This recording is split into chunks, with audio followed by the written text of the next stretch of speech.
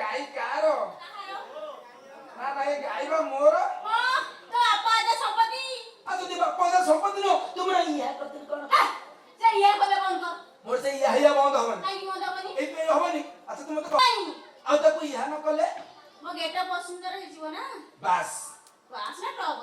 ଇହା ହଉଛି ମୋ କଥାର ଅଳଙ୍କାର। ମୋ କଥା ଭିତରେ ମୁଁ ଯଦି ଇହା ନ ଲଗେଇବି ମୋ କଥା ଇହା ହେଇଯିବ। ଚଲେ ମୁଣ୍ଡ ଖରାପ କରୁଛି କିଛି ମତେ। ରହିଯା ଷ୍ଟପ୍ ହେଇଯା। ଏ ଇହା ଛାଡନ୍ ସେ ଇହା କହ। ପୁଣି କଉ ଇୟା? ଏ ଭଗବାନ ମାଲୋ ମାଲୋ ମାଲୋ ମାଲୋ। ଏ ମତେ ଲାଗୁଛି ତ ତୁମେ ଇହା ନାହିଁ। ଆରେ ଆମର ଯୋଉ ଇହା କଥା ହଉଥିଲା ତୁଟି ଚାଲି ଆସିଲୁ ସେଇ ଇହା କହ। ସେଇ କଥା ମୋର ପସନ୍ଦ ନୁହେଁ। ଆଉ କଣ ଅଢେଇ ମାସର ମୁଁ ଖାଲି ତୋର ଇହା କରିଥିଲି। ତୁ ଇହା କଲୁ ମୁଁ ଇହା ନେଲି ଅସୁବିଧା କଣ? ଇହା ତ ନେଲୁ ସେଇ ଇହା ଦବାକୁ ଦେଖେଉଛୁ କାହିଁକି? ତା ତା ଛଡା ତୁ ତୁମେ ବାହା ହେବାକୁ କହିଲୁ ଆଉ ସବୁ ଦରମା ଟଙ୍କା ଇହା କରିଦେବାକୁ କହିଲୁ। ଏବେ ଇହା ଦବାକୁ ଖେଳୁଛୁ କାହିଁକି? କାହିଁକି ନା ତୁମର ପସନ୍ଦ ନୁହେଁ।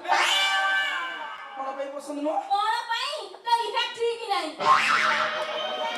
ଆଉ କଣ ନା ତୋ ମନୁକୁ ନା କଣ ବନୁ? ମୋ ଇହା ଦେଖିଲେ ତ କଣ ମ? ଏଇ ପାଣି ହେଇଯିବ କହିଲା ଇହା ଠିକ ନାହିଁ। ଇହା ତ ଠିକ ନାହିଁ ତୁ ଡରୁଛୁ କାହିଁକି ବା? ଡରୁଛି ନା ଆଉ କଣ? ମୁଁ ତୋର ସେଇଟା ନ ଦେଖିଲେ ବି ମୁଁ ଜାଣିଛି ତ ଇହର କେତେ ଦଉ। ଏ ମୋ ମୁଣ୍ଡ ଟିଣ କରନା କହୁଛି। କଣ କରିବୁ ଶୁଣେ? ନହେଲେ ଛାତି ଚିରିଆ ଦେଖେଇଦେବି। କଣ? ଛାତି ଚିରି? ହଁ ତ ଇହାଟା କଣ ଛାତି ଭିତରେ ଅଛି? ଲୋ ତୁ ଇହା ମାନେ କଣ ବୁଝୁଛୁ କି? ଆଲୋ ଇହା ହଉଛି ମୋ ଛାତି। ମାନେ ମୋ ଛାତି ଭିତରେ ଅଛି ହୃଦୟ।